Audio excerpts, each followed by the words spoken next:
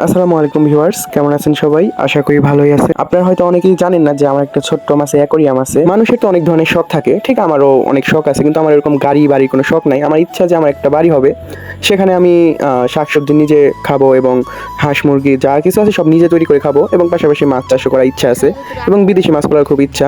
তো আজকে আমার এই মাছগুলোর জন্য খুব একটা স্পেশাল দিন, কারণ অনেক দিন হয়ে গেল এই মাছগুলো আমরা পরিষ্কার করি না, মাছগুলো ঘরটাকে আমরা পরিষ্কার করি না। তো এর জন্য খুবই ময়লা হয়ে গেছে, তো আজকে এটা পরিষ্কার করব। তো পুরো ভিডিওটা দেখতে থাকুন, আশা করি আপনাদের ভালো লাগবে। অ্যাকোরিয়ামটা পরিষ্কার করার প্রথমে খুব সাবধানে আমরা ছোট্ট মাছগুলোকে একটি আলাদা পাত্রে নির্দিষ্ট স্থানে সরিয়ে নিতেছি, যাতে ওদের কোনো কষ্ট না হয়। এরপর অ্যাকোরিয়ামের ভেতরে রঙিন পাথরগুলো একটা লাল বালতিতে নিয়ে পরিষ্কার পানি দিয়ে ভালো করে ধুয়ে নিচ্ছি, কারণ পাথরের নিচে অনেক সময় ময়লা জমে থাকে, যেখান থেকে অ্যামোনিয়া ঘাস হয়ে মাছ মারা যেতে পারে। তাই সবসময় চেষ্টা করবেন A to Z ক্লিয়ার করার জন্য। তো এখন দেখেন আমরা পাথরগুলো যেই পাথরগুলো আছে সবগুলো আমরা তুলে লাল বালতির মধ্যে দিয়ে দিচ্ছি। সরি, লাল বালতি তো না, আর কি, লাল বালতিতে আমরা আর কি উপরে যে অ্যাকোরিয়ামটা সাজানোর জন্য পয়সা হাবিজাবি মানে গাছটা ছিল ওইগুলো অ্যাকোরিয়ামে দিচ্ছি। আমরা পাথরগুলো রাখবো হচ্ছে একটা লাল মগের মধ্যে। তো পাথরগুলো মগে রেখে তারপর ধুতে হবে, এবং এইখানে যেগুলো ডিজাইন করার জন্য ছিল সেইগুলো দিচ্ছি আর কি। আর এখানে দেখেন আমার ছোট্ট বাচ্চার বেবি হয়েছে, তো বেবিগুলোকে আমরা আলাদা করে রাখছি, ওইটাও পরে পরিষ্কার করব। এখন আমরা পাথরগুলো মগে তুলবো, মগে তোলার পর পাথরগুলো ধোবো।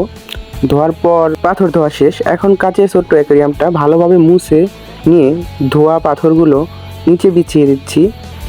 বেছানোর সাথে সাথে একটু সুন্দর কৃত্রিম ফুল ও অ্যাকোরিয়ামের ডেকোরেশন দেখতে বেশ চমৎকার লাগছে, তাই না? এবার এতে পরিষ্কার ও ফ্রেশ পানি ঢালতে হবে। আমরা একটা ছাঁকনি ইউজ করছি, কারণ পানির মধ্যে যদি ময়লা ডলে থাকে ছাঁকনির মাধ্যমে সেকে দিলে পানিটা আরও একটু স্মার্টভাবে দেওয়া যায়, জন্য আমরা ছাঁকনি ইউজ করছি। তো এরপর আমরা মাছগুলোকে ছাড়ব। মোটামুটি সব কাজ একদম কমপ্লিট।